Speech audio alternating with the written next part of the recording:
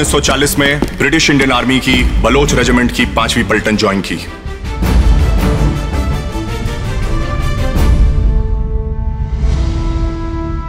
हिंदुस्तानी सिपाहियों ने जापानीज का बहुत बहादुरी से मुकाबला किया और उन्हें जापानीज के हवाले कर दिया गया। हिंदुस्तान और अंग्रेजों के बीच एक धागा था, वो टूट गया। गद्दारी की कोई माफी नहीं होगी।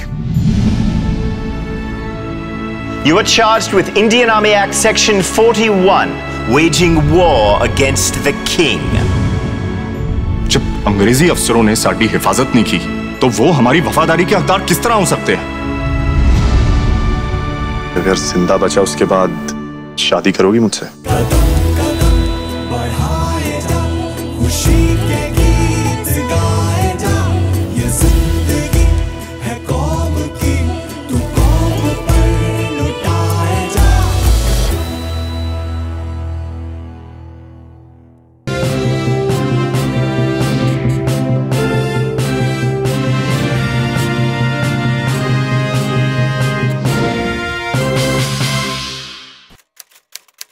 (2017) सरसों सत्याग्रह।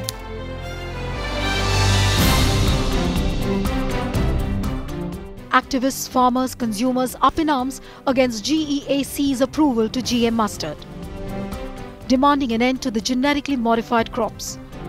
दुनिया भर में, यूरोप में और दुनिया के दूसरे मुल्कों में इसका विरोध हो रहा है और कई साइंटिफिक तथ्य सामने आ रहे हैं। After BT cotton, BT brinjal and other GM crops, the debate rages on over GM mustard. Scientists bat for better yield, high productivity. Activists, farmers call it poison.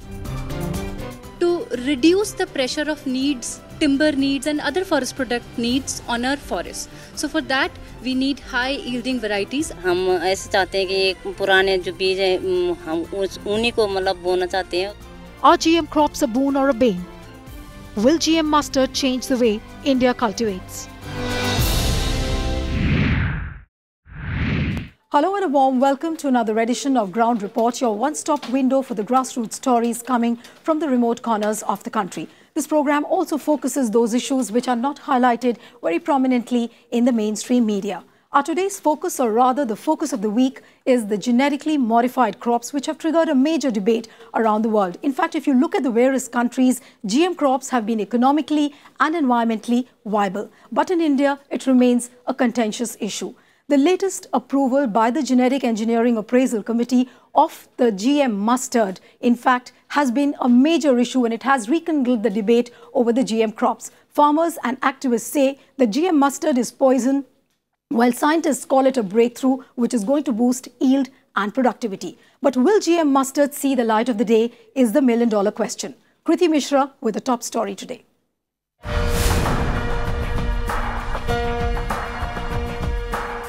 If the Environment Ministry has its way, Dhara mustard hybrid 11 could become the first genetically modified food crop to be cultivated on Indian farms.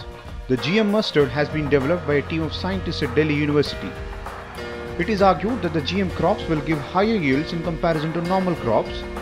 With shrinking land, GM crops tend to generate more crops. Not only this, they even provide strong built-in resistance. GM technology allows select individual genes to be transferred from one organism to another, also between non-related species. जहाँ तक बात है GM crops को grow करने का, अगर हम कुछ जीन्स को इनकॉर्पोरेट करके एक जो हमारी प्रोडक्टिविटी अगर हम उसको मैनीफोल्ड इंक्रीज कर देते हैं, जो कि पॉसिबल है इन केस ऑफ पॉपुलर, अभी इसका जीनोम पूरा सीक्वेंस हुआ है, उस केस में हमको लगता है पॉसिबिलिटी है। However, approval of the Genetic Engineering Appraisal Committee has been vehemently opposed by environmentalists and anti-GM groups and even the RSS-linked economic policy think tank Swadeshi Jagran Manch for the adverse effects. 38 countries including European Union, Africa have banned cultivation of GM crops, while only 28 countries actually grow these crops.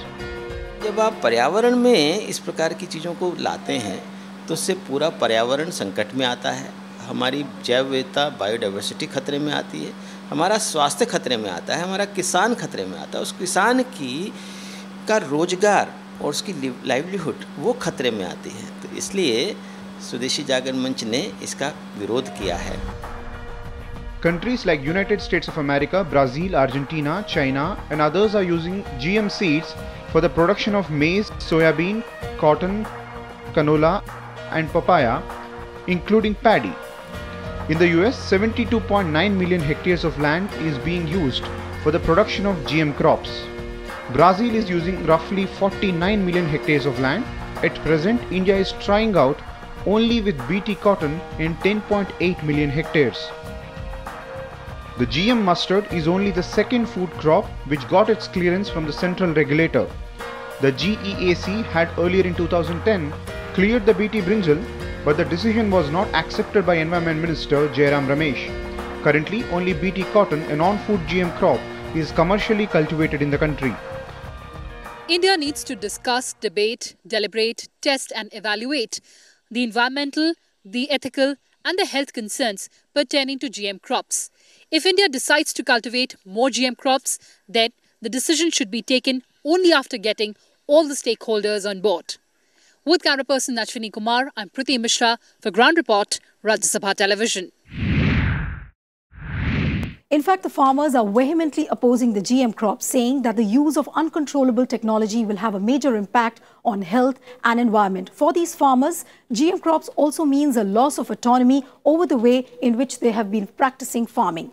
The farmers in Uttarakhand, in fact, have decided to resist the genetically modified crops with the local seeds. They say that for years they have been practicing their conventional method of farming with the local seeds, and they will continue to do so. Take a look at this report.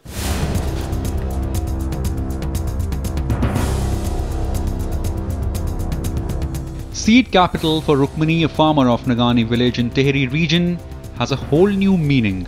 For an entrepreneur, it would mean the initial capital used while starting a business, often coming from the founder's personal assets. But for Rukmini, seed is the capital for her future generations. She not only practices traditional farming, but also does field surveys and checks the quality of seeds and plants.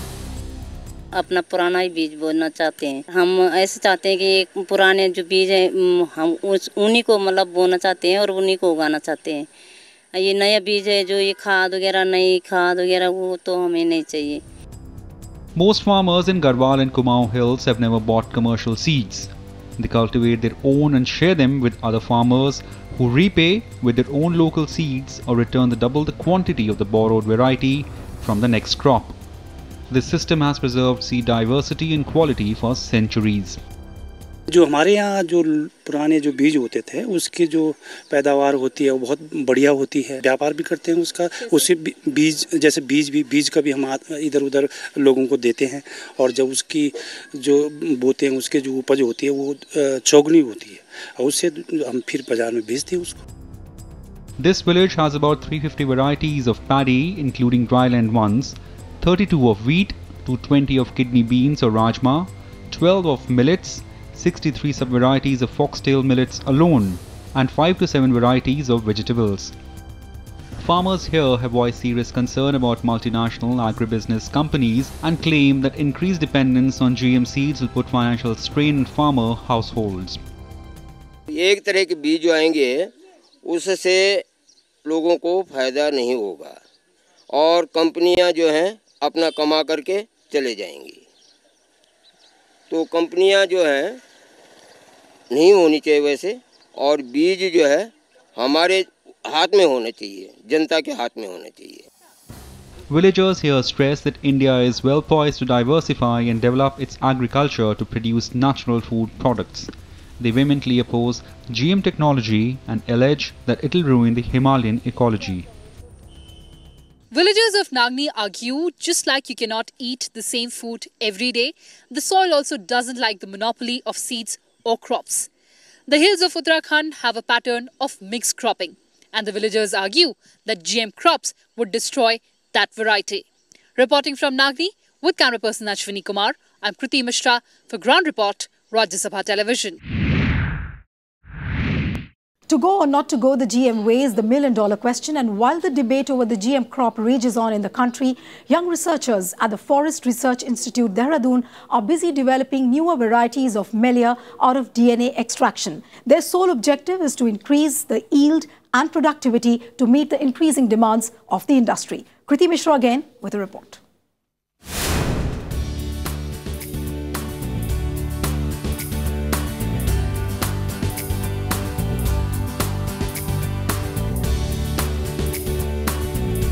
Anjali, a research scholar at FRI, carefully takes out Melia leaf procured from Assam, a sample that has been preserved for the last 10 years at -78 degrees Celsius. With the help of liquid nitrogen, she crushes the leaf into powder form and then extracts the DNA of the plant to develop high-yielding variety of Melia dubia. Melia varieties have been developed, and Melia is basically used for timber purposes. Eucalyptus has both uses. It can be used for timber as well as for medicinal usage. Ashwagandha variety has also been released, and Casuarina. The new variety not only has high productivity per unit with an average of 34.57 cubic meter per hectare per annum, but also has an excellent bowl form, which is a desirable characteristic for plywood. The wood quality of Melia dubia makes it a perfect raw material for manufacturing plywood, matchsticks or used in the paper industry. Wood from this tree can also be used in making furniture, musical instruments, packing cases and agricultural implements, as it is termite resistant. Wood from this tree fetches good market price ranging from rupees 450 to rupees 600 per cubic feet of wood. What we want is to reduce the pressure of timber needs and other forest product needs on our forests. So for that, we need high yielding varieties outside forests. And hopefully this Melia and eucalyptus varieties that we have developed, they'll do the required and will make our country a better place to live in. The ever expanding human population requires an enormous amount of wood, which in turn puts intense pressure on the existing forest wealth of India. The production potential of trees for wood generation is restricted to about 0.7 cubic meters per hectare per year as compared to the world average of 2.1 cubic meters per hectare per year. The amount spent on import of wood is jumped from $1 billion in 2001 to more than $5 billion in 2011. Owing to the scarcity of domestic timber resources and a burgeoning demand, wood imports in the country have doubled since 2006. For getting veneer or plywood or even for pulp and paper material, we are importing and we are losing a lot of foreign currency because of that. So if we are able to make the farmer encouraged to take up the planting of these species, the farmers are going to get more income, we are going to save on our foreign currency. As land is a limited resource, expansion of farm areas is not possible. However, enhancing the efficiency of farms by planting and integrating fast-growing trees under farm forestry and agroforestry is a reasonable and realistic alternative to meet the ever-increasing demand. We need to develop low-cost imaging and computing techniques to identify fast-breeding varieties of plants. Such research would actually help our farmers to improve their harvest in the wake of climate change. Reporting from Dehradun with camera person Ashwini Kumar, I'm Kriti Mishra for Rajya Sabha Television. If you look at the history of the GM crops in India, it was BT cotton which was introduced for the first time in 2002. And since that time, GM crops have faced a stiff resistance from the farmers, consumers and the environmentalists. So if you look at the DH mustard, it is the second food crop which has come out in India and is ready for the trials. But let's now take a look at the GM crops brush with the controversies. Now, the first one which came out was in 2002 when BT cotton was introduced in India. That's a chronology which we are pointing out at. 2006, activists filed PIL in Supreme Court against GM crops. In 2010, the then Environment Minister Jairam Ramesh blocked the release of BT brinjal. In 2012, Parliamentary Standing Committee on Agriculture asks for an end to all the GM crop trials in India. In 2013, the then Environment Minister Jayanti Natarajan puts on hold all GM trials following the SC panel suggestions. And in March 2014, GEAC approves field trials for 11 crops after Veerappa Moily clears the way. And in 2016, finally, GEAC gave green signal to GM mustard for trials, but SC stayed the order, seeking a public opinion. So GM crops in India have not had a very easy journey. Let's now go across to Kriti Mishra, who've just come back from Uttarakhand. What I want to understand from you, Kriti, is that farmers generally who are into big-time farming, they have generally been very supportive of the technological advancements. But when it comes to GM crops or any variety of GM crops you talk about, there is a certain nervousness, there is a certain trepidation. What are the real fears on the ground? You must have spoken to them separately as well. What have they said? What have they told you? Well, first of all, let's understand, Neelu, why mustard? You know, as far as oilseed that is concerned, 50% of it we import for our consumption demand. The import bill only of oilseed in the last fiscal touched a record $10.5 billion. And as far as mustard is concerned, the production of mustard, as far as India is concerned, has been very stagnant. So that is why they've been talking about mustard. Now, when we speak to the farmers, and of course, you know, I went to Uttarakhand, I spoke to a lot of farmers, and then they said that GM crops would actually destroy the Himalayan ecology. There's a very interesting saying because of the different cropping patterns. Exactly. And there's a very interesting saying that they've actually, you know, they keep reiterating all the time, and let me also reiterate now. क्या है जंगल के उपकार? बीज, मिट्टी, पानी और बयार. बीज, मिट्टी, पानी और बयार जिंदा रहने के आधार. So they feel that, you know, seed is an organic part of their life, and it has an intrinsic value to their ethos, to their life, and if GM crops would come, they would actually destroy the organic way of life. So basically they are treating GM crops as some extraneous element which is some kind of an impingement on their life, on their traditional farming. True. And the rights would be actually given to the multinational companies. That is one of the apprehensions that they have, and also the allegations that this would actually pave way for the multinational companies, their hegemony, their autonomy, and also there would be conflict of interest which would be pernicious for the agriculture community. But when you posed your questions while doing the story to the farmers, didn't you tell them that there is already a precedent of a successful story like BT Cotton? So obviously the precedence is there. They could have just gone ahead with the GM way. Right. Also, there's also another very important argument which we also need to bring across to our viewers, is that India is a country of teeming millions. By 2030, Neelu, we would be surpassing China.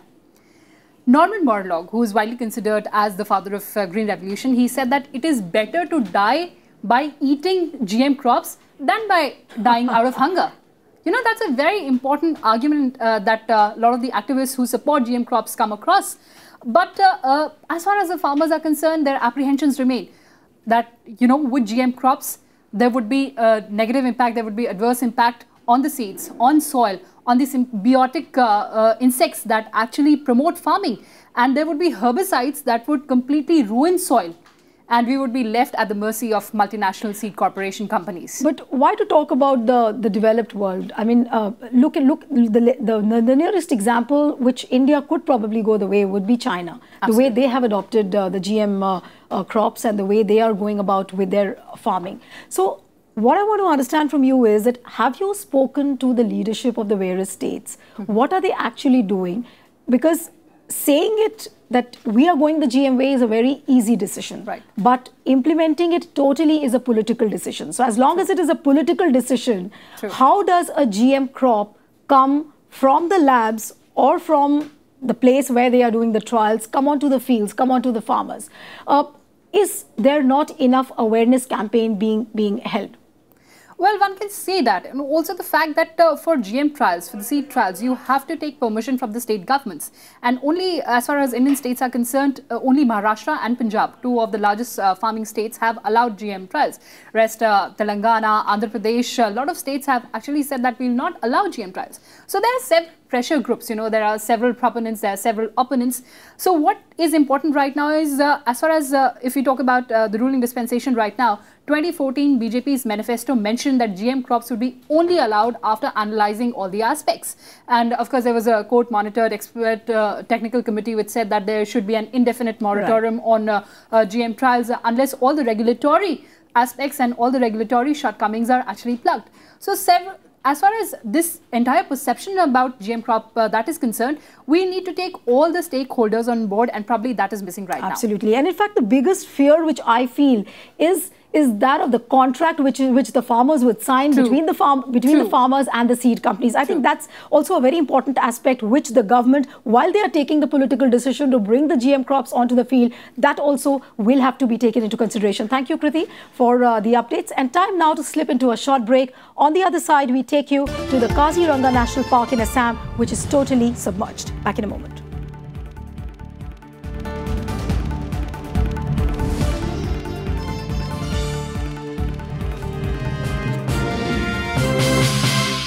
Welcome back. You're watching Ground Report, and shifting focus now as the nation celebrates the centenary of the Satyagraha movement. Ground Report team takes you to Champaran, where farmers are facing a miserable time. Due to poor pricing, climate change and lack of industrial and irrigation facilities, there's no end to the plight of the farmers here. In fact, this region is witnessing a major exodus of the farmers. In our reporter's diary, Arvind Kumar Singh with this exclusive report.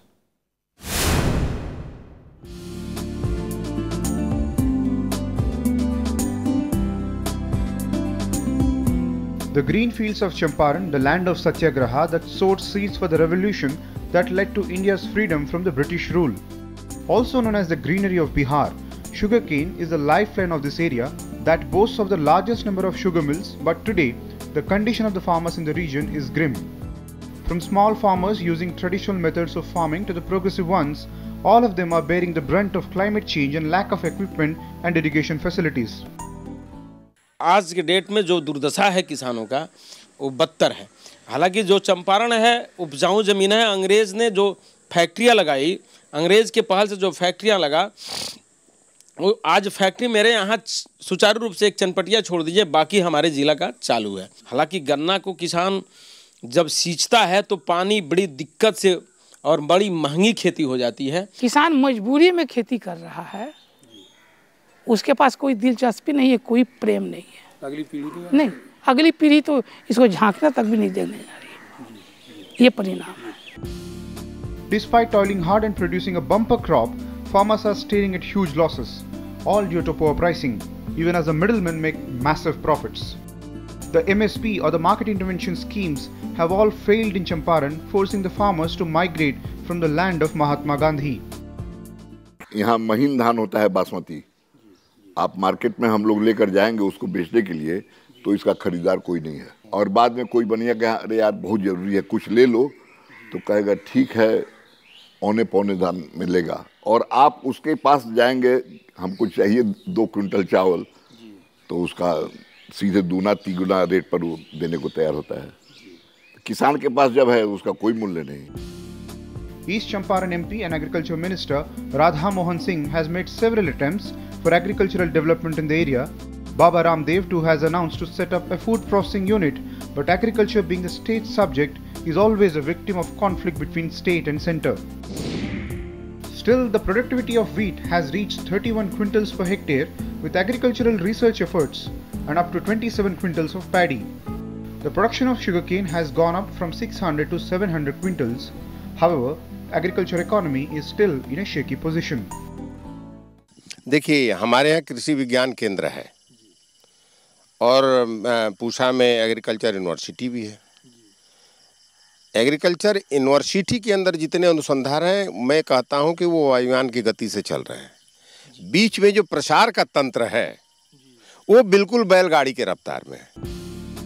Cost of farming has risen across the country. However, with reducing farm sizes and no land quality improvement in Champaran, the situation is changing for the worse. With cottage industries dying a slow death, there seems to be no end to the plight of farmers and farm labourers. With Arvind Kumar Singh signing off for Ground Report. In fact, the farmers' unrest is not only restricted to Champaran, but it's taking the shape of a national movement.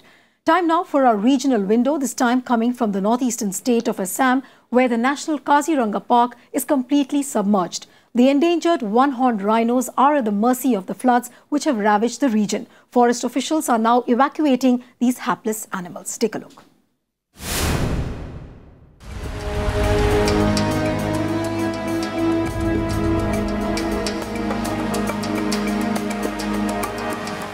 Kaziranga National Park submerged in water, with more than 50% area inundated after the Brahmaputra, Barak and other tributaries flow above the danger mark. Elephants, rhinos and deers are being moved to safer places like Karbi Anglong as the flood situation is expected to worsen in the coming days. Almost 102 camps out of 178 camps are being affected by water, and our staffs are on high alert. Flood situation in the national park, which is home to 2/3 of the world endangered one-horned rhinoceros, is alarming. Chief Minister of Assam, Sarvananda Sonowal, also took a round of the park to assess the situation. जानवर है, wild life है, उनकी सुरक्षा के लिए सरकार की तरफ से जो भी कदम उठाना चाहिए, ये कदम उठाया गया है। और मैं आज खुद आया और जानवर का हालत मैंने खुद देखा, तो इसलिए अगले दिनों में हमें हाईलैंड और भी यहाँ बनाना होगा। The rains killed several animals in Kaziranga every year. Many drown while others are hit by vehicles as they stray onto the highways in search of shelter and food. The floods also leave the animals more vulnerable to poaching. With Bureau Input, signing off for Ground Report. In fact, the flood situation is expected to worsen in the coming days. Time now for our viewers' feedback. Ankit Pandey from Sandila in Uttar Pradesh writes to us that electrification of my village in Sandila, UP is under progress. However, my village was already electrified on paper under the DDU-GJY scheme. It took a long time to convince authorities that there is not a single electric pole in our village. There are still many villages nearby which remain to be electrified. Request you to cover the story. Well, Ankit, a couple of weeks ago, we did a story on rural electrification, and very soon we'll send the cameras to your area as well. There's another viewer feedback which has come to us, and this is Vinil from Telangana, who's written that please send your cameras to Kakatiya University in Warangal district, Telangana, where there are no toilets even for girls. As we all know that universities are the temples of modern India, then what kind of message are we sending from this university? Thanks, Vinil, for writing to us. It's certainly a very sensitive issue that you have pointed out to us, and we'll not disappoint you on this. Time now to wrap this edition of Ground Report. Don't forget to send us your feedback on feedbackgroundreport@gmail.com. If at all you feel that there is an issue in your area or your region which has been left unaddressed, RSTV cameras will be right there in your area. Goodbye and thanks for your time.